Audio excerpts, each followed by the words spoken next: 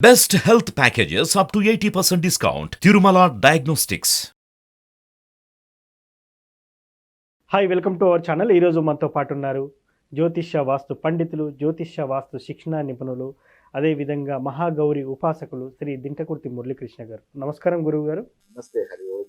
సఫల ఏకాదశి రోజు ఏం చేస్తే మనకు మంచి ఫలితాలు ఉంటాయంటారు సార్? మొన్ననే రీసెంట్గా వైకుంఠ ఏకాదశి అయితే ముగిసిపోయింది. సో మళ్ళీ కొత్త సంవత్సరం, కొత్త ఏకాదశి మొదలవుతుంది. ఈ ఏకాదశిని నుంచి మొదలు పెట్టుకుంటే 24 ఏకాదశులు చేస్తే ఎలాంటి ఫలితాలు చూడొచ్చు? ముఖ్యంగా అది చేయకపోయినా ఈ ఒకటి చేస్తే ఎలాంటి ఫలితం ఉంటుందంటారు? సఫల ఏకాదశి ఆర్ విమలా ఏకాదశి, మార్గశిర శుక్ల ఏకాదశిని సఫల ఏకాదశి ఆర్ విమల ఏకాదశి. అంటే మనకి ఈ సంవత్సరం అంటే ఆంగ్ల సంవత్సరంలో 2024లో వచ్చే మొదటి ఏకాదశి. ఇప్పుడు జనరల్గా చాలామందికి మనం ఒక సంవత్సరం పాటు 24 ఏకాదశి మంచిగా వ్రతంలా చేయంటారు. మీరు అనుకున్నది ఏదైనా జరుగుతుందని చెప్పి మన శాస్త్రం చెప్పబడింది కదా. ఎవరికన్నా సంవత్సరం ఇప్పుడు మొదలవుద్ది అంటే చాలామంది తెలియదు. ఉగాది ఎప్పుడో తెలియదు, ఎప్పుడు నూతన సంవత్సరం మొదలవుద్ది ఎవరు తెలియదు. మన దౌర్భాగ్యం, మనం ఏం చేయలేం దానికి. ఓకే, ప్రవాహం ఎటు వెళ్తుంది, మనం కూడా అటు వేసి పుట్టుకొని వెళ్ళాల్సిందే, తప్పదు. సరే, మరి జనవరి చాలామందికి ఆంగ్ల సంవత్సరమే నూతన సంవత్సరం కదా. కాబట్టి ఎవరన్నా కొత్తగా స్టార్ట్ చేయాలనుకునే వాళ్ళు ఈ ఏకాదశితో, మార్గశిర శుక్ల ఏకాదశి అంటే 7వ తారీఖు నాడు ఏకాదశి వస్తుంది. ఈరోజు స్టార్ట్ చేసి ఏకాదశి వ్రతం అంటే జనరల్గా శాస్త్రంలో ఏం చెప్పబడింది, బట్ మనం ఎంతవరకు చేయవచ్చు అనేది కూడా నేను క్లియర్గా చెప్తాను. మనకి శాస్త్రంలో ఏకాదశి నష్టం అని చెప్పబడింది. అంటే దీన్ని ఎవరు కూడా, అంటే ఆల్రెడీ దీని గురించి బాగా తెలిసిన వాళ్ళు, ఓకే, దాన్ని చేసినా కూడా వాళ్ళకి ఎటువంటి ఆరోగ్య సమస్యలు రావు అనుకున్న వాళ్ళు మాత్రమే చేయండి. ఎందుకంటే ఎటువంటి బీపీలు, షుగర్లు ఉన్న వాళ్ళు నష్టం చేయడం అనేది కరెక్ట్ కాదు. ఓకే, ఇవాళ ఉన్న ప్రజెంట్ పొజిషన్లో నష్టం చేయడం అనేది కరెక్ట్ కాదు. అంటే మరి అసలు ఏకాదశి వ్రతం అప్పుడు మెయిన్గా చేయాల్సింది ఉపవాసం. ఉపవాసం అంటే కడుపు మార్చుకోవడం కాదు, భగవంతునికి దగ్గరగా జీవించడం. ఉపవసి, భగవంతునికి దగ్గరగా జీవించడం. దశమి రోజు సాయంత్రం నుంచే, ఓకే, అంటే ఎటువంటి అన్నాహారాలు వాటి మీద ధ్యాస లేకుండా భగవంతుని మీద దృష్టి కేంద్రీకరించాలి. ఏకాదశి మొత్తం కూడా భగవంతుని మీదే దృష్టి ఉండాలి. ద్వాదశి గడియల్లో ఈ యొక్క నష్టాన్ని విడిచిపెట్టి మనం భోజనం చేయడం అనేది దీన్ని ఏకాదశి నష్టం అంటారు అన్నమాట. బట్ ఇంత ఉపవాసం చేసేవాళ్ళు ఈ రోజుల్లో చాలా కష్టం. చేసేవాళ్ళు కూడా ఉన్నారు, చాలామంది చేసేవాళ్ళు ఉన్నారు, ఎప్పటి నుంచో కొన్ని సంవత్సరాల నుంచి చేసేవాళ్ళు ఉన్నారు. అంటే కొత్తగా చేసేవాళ్ళు ఎవరో ప్రయోగాలు ఏం చేయొద్దు. బట్ అట్లీస్ట్ ఏకభుక్తం అనేది పెద్ద, అసలు ఈ ప్రతి మనిషి ఉండగలడు. కాబట్టి ఏకభుక్తం అంటే ఏకాదశి రోజు ఒక్కరోజు ఒక పూట మాత్రమే.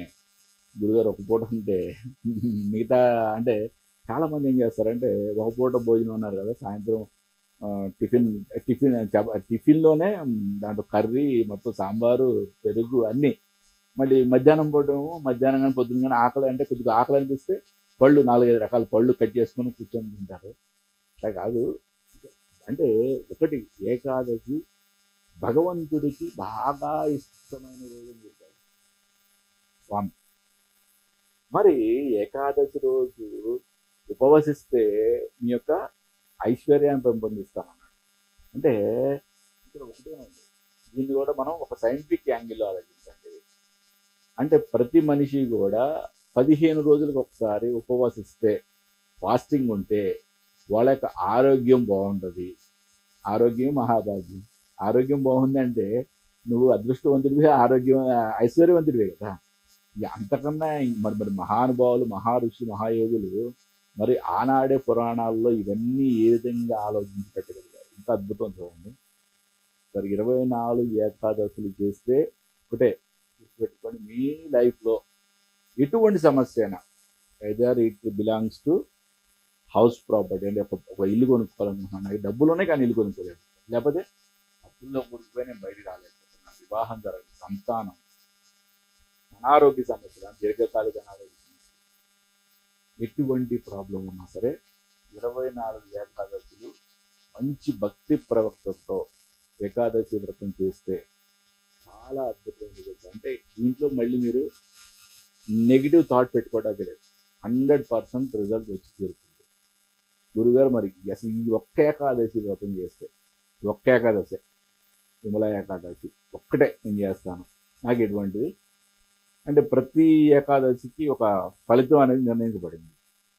ఈ ఏకాదశి నాడు ఏకాదశి వ్రతం చేయడం వల్ల అజ్ఞాన నివృత్తి అంటే మనకి అంటే జనరల్గా ఏంటంటే ఇవాళ మనం భగవంతుడి గురించి చింతన తగ్గిపోయింది, స్పిరిచువల్ గురించి మాట్లాడుకోవడం కూడా స్పిరిచువాలిటీ గురించి మాట్లాడుకోవడం చాలా తగ్గిపోయింది.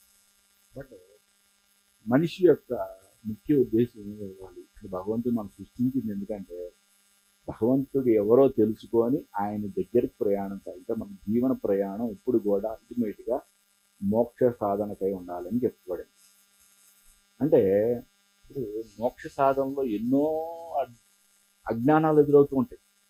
మనకి ఎంతో తెలుసు అనుకుంటాం, ఎంతో అసలు అబ్బా అసలు మించిన వాళ్ళు లేడు భగవంతుడి తర్వాత నేనే అనుకుంటాం. కానీ మోక్ష సాధనలో ఎన్నో అజ్ఞానాలు మనకి ఎదురవుతుంటాయి. అంటే ఆ అజ్ఞానాన్ని నివృత్తికై ఈ ఏకాదశి నాడు ఏకాదశి వ్రతం చేయడం వలన ఆటోమేటిక్గా అంటే దాన్ని మనకి మన యొక్క ప్రశ్నకి సొల్యూషన్ భగవంతుడు చూపిస్తాడు అనేది మనకి పురాణాల్లో చెప్పబడింది. అసలు ఏకాదశి వ్రతమే ఒక అద్భుతం. దాంట్లో స్పిరిచువల్ యాంగిల్లో చూస్తే ఈ విమలా ఏకాదశి అజ్ఞాన నివృత్తికి ఎటువంటి డౌట్ అంటే భగవంతుని గురించి కానీ మోక్ష సాధన గురించి కానీ లేదు మన ప్రాపంచిక విషయాల్లో కానీ ఎటువంటి అజ్ఞానం ఉన్నా కూడా తొలగిపోతుంది. ఇది ఒక అద్భుతం. సరే, ఇప్పుడు ఈ ఏకాదశి వ్రతం కొంతమంది వయసు పైబడిన వారు ఉంటారు, వారు చేయలేని స్థితిలో ఉంటారు. సో వాళ్ళకి భక్తి ఉంటుంది కానీ చేయలేని స్థితిలో ఉంటారు. వాళ్ళు ఏదైనా శ్లోక పారాయణము, మంత్ర పారాయణము, ఈ పూజా ఫలితం దక్కే విధంగా ఏదైనా ఉందంటారా? కనీసం చదవలేకున్నా వినే అంత ఉంటుంది వాళ్ళకి. అలాంటప్పుడు ఏ శ్లోకం ఏ మంత్రం వినాలంటారు?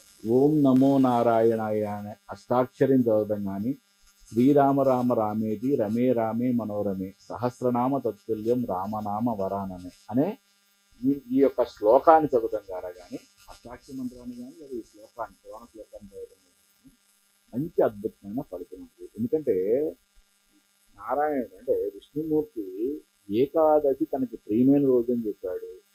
నన్ను ఈ రోజు ఎవరైతే ధ్యానిస్తారో వాళ్ళ యొక్క యోగముఖ్యము నేనే చూసుకుంటానని చెప్పాడు.